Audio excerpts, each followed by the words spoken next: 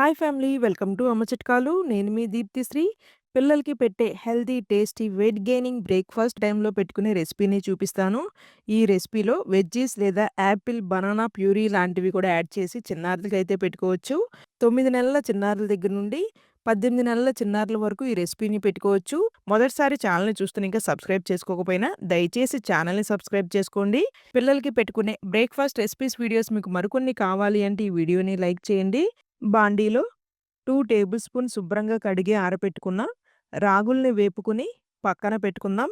అదే బాండీలో 3 table spoon శుభ్రంగా కడిగి ఆరబెట్టుకున్న బియ్యాన్ని కూడా వేపి పక్కన పెట్టుకుని 2 ఆల్మండ్స్, 2 క్యాష్యూ, 2 పిస్తాని కూడా డ్రై రోస్ట్ చేసుకుని పక్కన పెట్టుకుందాం.